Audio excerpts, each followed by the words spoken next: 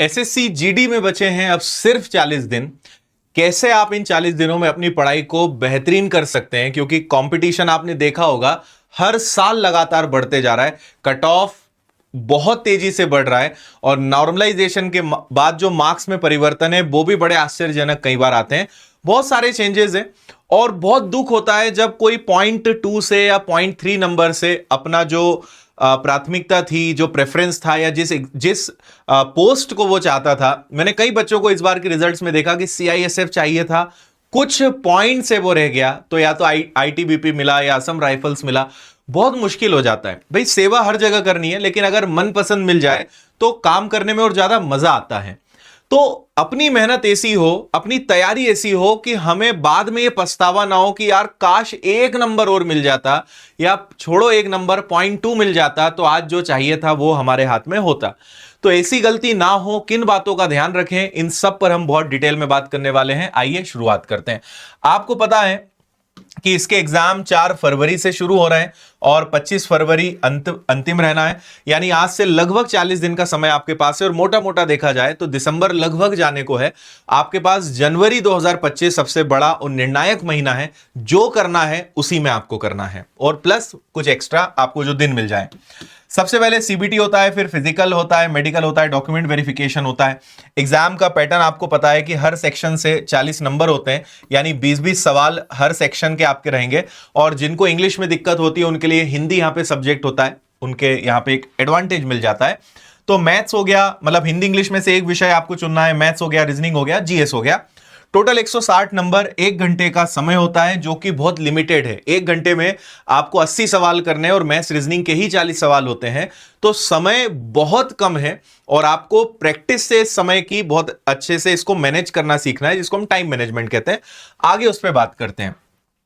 मैं आपको एक बार फिर भी जल्दी से दिखा देता हूं, क्योंकि अंतिम दिनों में आपको हम ये तो बता रहे हैं भाई। पहला तो एडवाइस ये होता है कि आप सारे सब्जेक्ट्स को, सारे विषय के सारे टॉपिक्स को बहुत अच्छे से पढ़ के जाएं, कुछ भी छोड़कर ना जाएं। पर फिर भी अगर ऐसी स्थिति बन जाए कि सर हमने अभी थोड़े दिन पहले तैयारी करी है, या किन चैप्टर्स को ज्यादा अच्छे से करके जाएं, तो ये चार्ट आपकी मदद कर सकता है। पर मैं फिर कहूंगा कि शिफ्ट वाइज एग्जाम्स होती हैं, लाखों की संख्या में विद्यार्थी बैठते हैं, तो कब किस शिफ्ट में किस चैप्टर के ज्यादा प्रश्न, किस चैप्टर से प्रश्न ना आए, ये डिपेंड करता है। हो सकता है कि आपने एलसीएम एचसीएफ बहुत अच्छे से पढ़ के गए, आपके पहले की शिफ्ट तक एलसीएम एचसीएफ खूब आ रहा था, और आपकी शिफ्ट से एलसीएम एचसीएफ खत्म कर दिया उन्होंने, एक सवाल कर दिया, और मेंसुरेशन 2D या 3D के सवाल 3-3 4-4 कर दिए। ये हर बार देखने को मिलता है। तो आपको एक चीज के लिए बिल्कुल मेंटली प्रिपेयर होना है और एक चीज को बिल्कुल दिमाग में बैठा लेना है कि भाई किसी भी मतलब टॉपिक से, किसी भी चैप्टर से कोई भी प्रश्न आ सकता है। इसलिए समझदारी इसमें है कि पढ़ के सब जाना है। मैं आपको मैथ्स के बारे में बता दूं कि मैथ्स में जीडी में सबसे अच्छी बात यह है कि अरिथमेटिक सबसे ज्यादा आता है और एडवांस लगभग ना के बराबर आता है। मतलब number system, LCM, HCF, mensuration, बस हो गया। इसके अलावा ज्यादा अलजेब्रा, ट्रिग्नोमेट्री, इन सबका टेंशन ही नहीं है। और अरिथमेटिक अगर ज्यादा आए तो बहुत अच्छी बात होती है, क्योंकि उसके प्रश्न बन जाते हैं। पर फिर वही बात है, अरिथमेटिक ज्यादा आएगा तो अरिथमेटिक तो जनरली सब अच्छा कर ही देते हैं, तो कंपटीशन फिर बढ़ जाता है।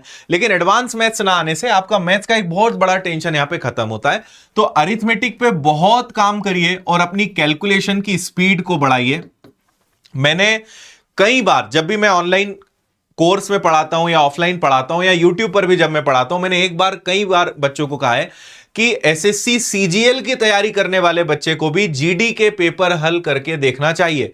क्योंकि कई बार जीडी में इतने कैलकुलेटिव क्वेश्चन डाल देते हैं जितने खतरनाक सीजीएल में भी नहीं आते हैं। और आपने भी देखा होगा, सीजीएल मेंस के सवाल से ज्यादा कठिन और कैलकुलेटिव जीडी में डाल देते हैं।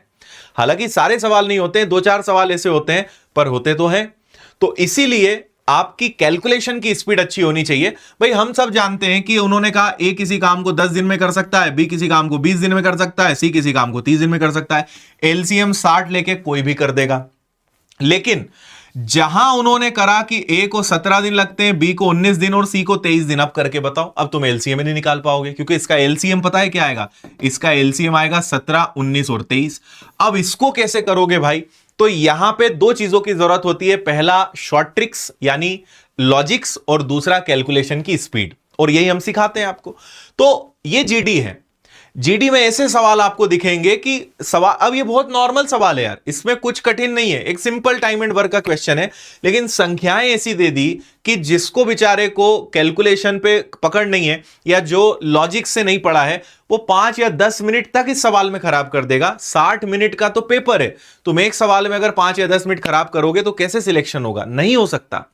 यह बात अगर आपने समझ ली तो आप कैलकुलेशन को मजबूत करोगे और उसका फायदा आपको जीडी में मिलेगा। और मैं इसलिए सबको कहता हूं कि पुराने पेपर खूब हल कर करके देखो, क्योंकि पुराने पेपर हल करोगे तो पता चलेगा कि लेवल कैसा आता है। एसएससी जीडी के लेवल में कोई बहुत चेंज नहीं आना इस बार, लेवल काफी हद तक पुराने से ही मैच होगा, लेकिन आप जब पुराने पेपर लगाओगे तो समझ में आएगा कि भाई कैलकुलेशन का रोल बहुत ज्यादा है।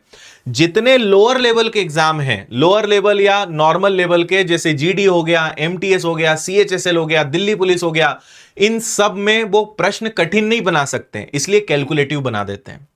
और बार बार मैं मैथ्स पे इसलिए जोर देता हूं क्योंकि मेरा अनुभव और इतने हजारों लाखों जो बच्चे सिलेक्ट हुए हैं उनका अनुभव यह कहता है कि यार मैथ्स स्कोरिंग है, आप इससे नंबर खींच सकते हो, बस समय रहते मेहनत कर लो।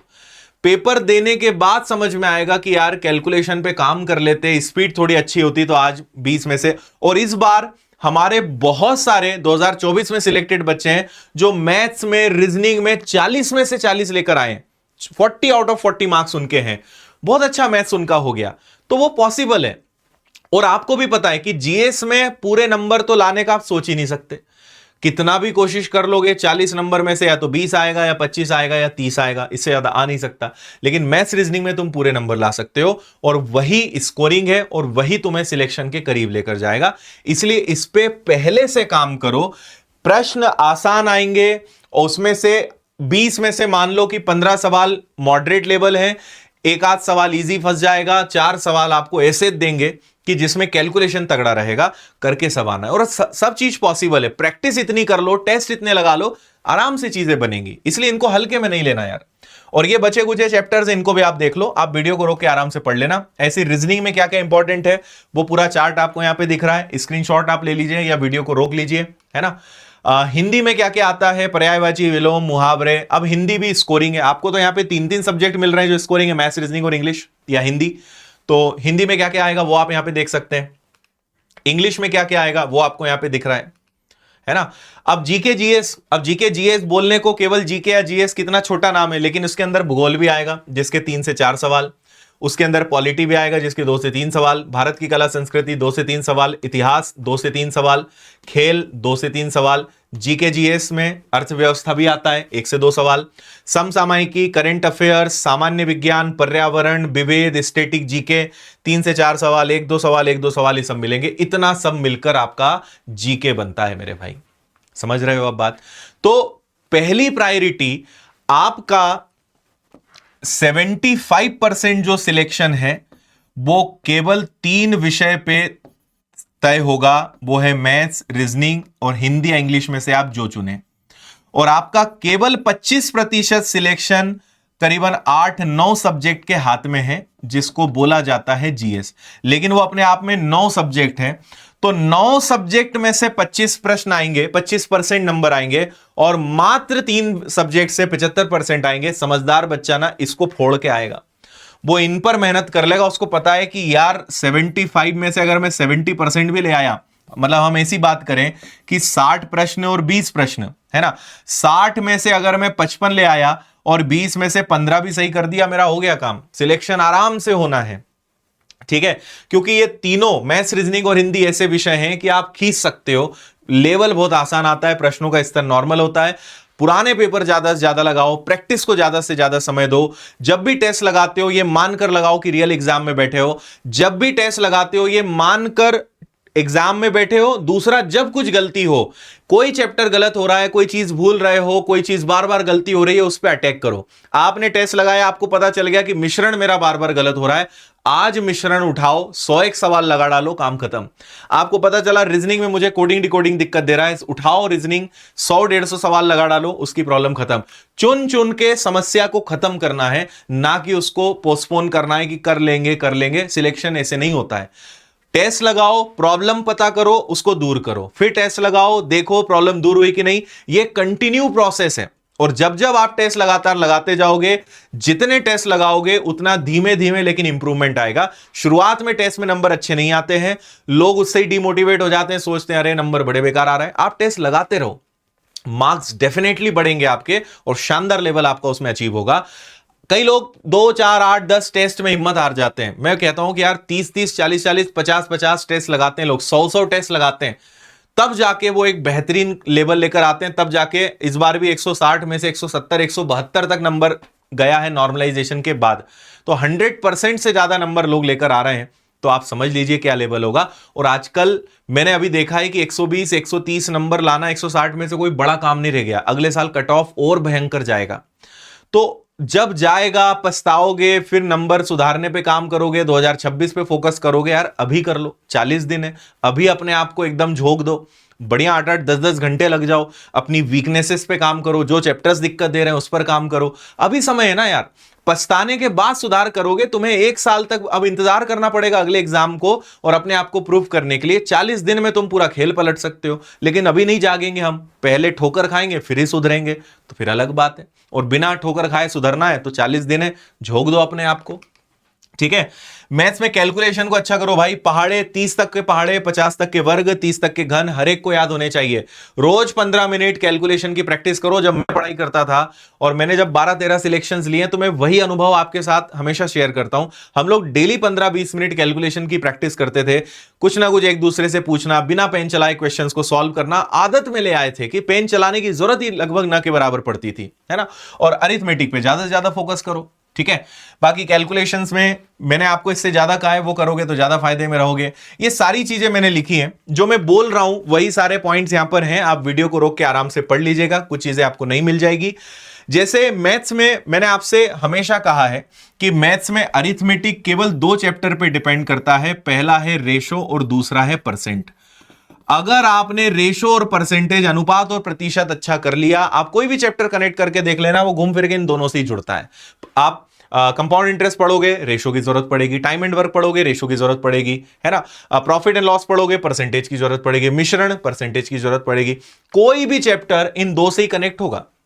इन 2 को मजबूत करो और इन 2 के कॉन्सेप्ट सारे चैप्टर में लगा डालो, आपका अरिथमेटिक अच्छा हो जाएगा। और हम जनरली पढ़ाते हैं तो ऐसे लिंक करके पढ़ाते हैं, तो आप जब इस तरीके से पढ़ोगे, शानदार तरीके से आपका कवर होगा। अभी हम आखिरी के दिनों में आपके लिए कुछ सीरीज ला रहे हैं जिसमें प्रैक्टिस कराएंगे, चैप्टर वाइज आपकी बहुत शानदार क्लासेस लेंगे, तो वो भी आपके साथ में जल्द शेयर करूंगा। और मैं खुद यूट्यूब पे आपको पूरा मैथ्स करवाने वाला हूं, है ना। तो कैलकुलेशन को अच्छा करो भाई और अरिथमेटिक पे ज्यादा फोकस करो। इसके बाद जो मैंने यहां पे चीजें बताई हैं वही लिखी है। रीजनिंग में तो मुझे नहीं लगता है, रीजनिंग में तो आजकल हर कोई 40 में से 40 लाने लगा है, रीजनिंग में कोई दिक्कत आती नहीं है। इसलिए रीजनिंग में आप अच्छे नंबर आ रहे हैं तो खुश मत होना, क्योंकि सबके आजकल अच्छे आने लगे, है ना। तो रीजनिंग सबसे बनी जाती है generally. GK GS definitely, current affairs, static GK पे ज्यादा काम करो, साइंस पे ज्यादा काम करो, उसके बाद फिर हिस्ट्री, ज्योग्राफी, पॉलिटी, इन पे काम करना। तो पढ़ना सब है, लेकिन पहले वो जिनसे ज्यादा प्रश्न आते हैं, बाद में वो जिनसे कम प्रश्न आते हैं। पूरा खेल प्रायोरिटी का है। पहले वो खत्म करो, पहले वो मजबूत करो जिससे ज्यादा प्रश्न आते हैं, उसके बाद वो पढ़ो जिससे कम आते हैं। लेकिन पढ़ना सब कुछ है, यह ध्यान रखिएगा, है ना। तो और पुराने पेपर तो रट डालो, घोट डालो पूरे। विनर्स की एप्लीकेशन पर पुराने पेपर्स की पीडीएफ आपको मिल जाएगी, एमसीक्यू फॉर्म में पूरे टेस्ट मिल जाएंगे, लगाओ। और कई जगह आपको मिल जाएंगे, पुराने पेपर्स की प्रैक्टिस को करके जाओ, उससे बहुत इंप्रूवमेंट मिलेगा आपको। शुरुआत में नंबर कम हो, चिंता मत करना, लगाते रहो आप खुद देखेंगे बहुत फर्क मिलेगा। और जीके जीएस में हमेशा ध्यान रखना कि जीके जीएस बार बार पढ़ने से याद होता है, रटने से याद नहीं होता। जो रट्टा मार के पढ़ेगा वो हमेशा एग्जाम में जाके भूलता है। बार बार पढ़ो, बार बार रिवीजन करो। थ्योरी वाले सब्जेक्ट्स को रिवाइज करना पड़ता है, अपनी आंखों के सामने से बार बार उसको निकालना पड़ता है। आप जब एग्जाम में बैठोगे, जब प्रश्न सामने आएगा तो आपको याद आ जाएगा कि हाँ, इसका आंसर ये है। तो जीके जीएस को बार बार पढ़ना है ताकि वो आपको समय पर याद आ जाए कि हाँ, इसका आंसर ये है। तो इसको याद करने का तरीका रटना नहीं है, बार बार पढ़ना है। जितनी बार पढ़ेंगे उतना वो आपका मजबूत होगा। रिवीजन इसकी मेन ताकत है। हिंदी बहुत अच्छा सब्जेक्ट है, इसमें भी बच्चे आजकल बहुत अच्छे नंबर ला रहे हैं और जनरली सबसे अच्छा बन जाता है। तो सब्जेक्ट्स को पहले सिलेबस, टॉपिक्स को अच्छा करो और अगेन टॉपिक वाइज प्रैक्टिस इसमें आप जरूर करिए। इंग्लिश सेम चीजें लगेंगी। तो कुछ आपको समझ में आया सारी चीजें जो मैं आपको समझा रहा हूं। ये जो अंतिम दिन है सिर्फ और सिर्फ प्रैक्टिस। आपको एक टेस्ट रोज लगाना है, मतलब लगाना है चाहे कुछ हो जाए, है ना। एक टेस्ट मतलब कौन सा, FLT, जिसमें पूरा 1 घंटे बैठो, पूरे 60 मिनट का एक टेस्ट जिसमें प्रॉपर 80 क्वेश्चंस हो, टेस्ट लगाओ जिससे रियल एग्जाम जैसा आए। फिर उसका बहुत अच्छे से एनालिसिस करो कि भाई क्या गलती हुई, क्यों हुआ। अगर 1 घंटे का टेस्ट है तो 2 घंटे 3 घंटे दे डालो एनालिसिस पे, क्योंकि एनालिसिस आपके नंबर बढ़ाएगा। लोग टेस्ट लगा के फेंक देते हैं, एनालिसिस करते ही नहीं है। एनालिसिस नहीं करोगे तो गलतियां नहीं सुधरेंगी, मार्क्स नहीं बढ़ेंगे आपके। तो एनालिसिस से आप इंप्रूव करते हो, तो एनालिसिस करो। मैं इसको ये कहता हूं कि टेस्ट लगाया, एनालिसिस करा, एनालिसिस के बाद एक्शन ली कि अब क्या सुधारना है, क्या गलती हो रही है, इस पर काम करें। तो एक टेस्ट आपका डेली हो गया। करंट अफेयर्स और स्टैटिक जीके, इसको डेली पढ़ना चालू करो। 15 मिनट 20 मिनट कैलकुलेशन पे काम करो। इसके बाद फिर आपको कुछ सिलेबस में कवर करना है, आपको कुछ रिवीजन करना है, उस पर काम करो। तो अगर ऐसा शेड्यूल बनाओगे ना तो हर चीज आपकी परफेक्ट होगी। और इसमें एक चीज और जोड़ सकते हो कि सेक्शनल, जैसे आपको लग रहा है कि सर मैथ्स में बन तो रहा है लेकिन स्पीड नहीं आ पा रही, तो सिर्फ मैथ्स के प्रैक्टिस अलग से करो, मैथ्स के टेस्ट अलग से लगाओ।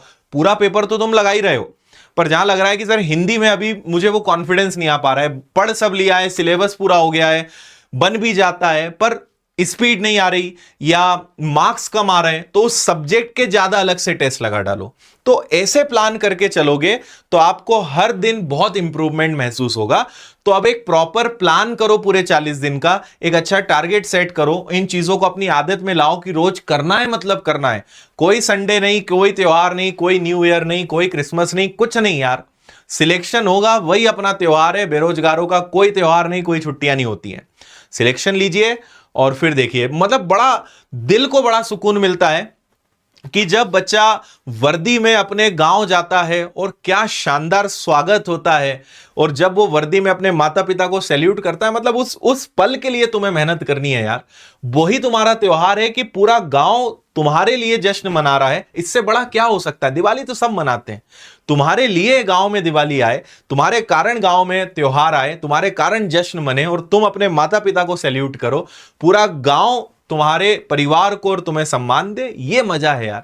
तो ये सब छोटे सुख हैं। न्यू ईयर मनाना, तो शादियों में जाना, ये छोटे सुख हैं, बड़ा सुख तो वही है। तो अगर उसका लक्ष्य होगा ना तो बाकी सब चीजें छोटी छोटी लगेंगी। उस दिन के लिए मेहनत करनी है और वो इतना आसानी से नहीं मिलेगा। इसलिए अगले 40 दिन झोंक दो अपने आप को, बिल्कुल ना इधर ना इधर, पूरा फोकस स्टडी पर। सोशल मीडिया और जहां जहां टाइम वेस्ट कर रहे हो, घूमना फिरना, दोस्ती यारी, फोन पे बात, ये वो, खत्म। एग्जाम तक सबको समझा दो कि अब एग्जाम के बाद मिलेंगे, मुझे भूल जाओ तुम 1 महीने के लिए, 40 दिनों के लिए, अब एग्जाम के बाद देखेंगे। दुनिया वही है, लोग वही हैं, मोबाइल वही है, सब वही रहेगा। मौका ना निकल जाए, ये चिंता आपको होनी चाहिए।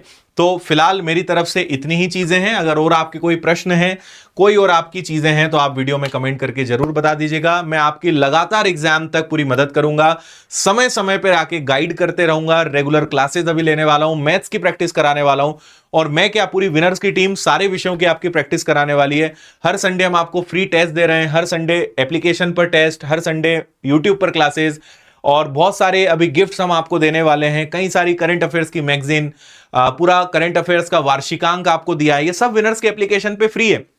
पूरे साल भर के करंट अफेयर्स की 5000 प्रश्नों की एक बेहतरीन किताब हमने निशुल्क दी है, जो विनर्स के एप्लीकेशन से कोई भी बच्चा डाउनलोड कर सकता है। हर महीने करंट अफेयर्स की मैगजीन दे रहे हैं, हर संडे टेस्ट दे रहे हैं, ढेर सारी चीजें आपकी विनर्स एप्लीकेशन पे अवेलेबल है। तो जाइए, उन सबका फायदा उठाइए।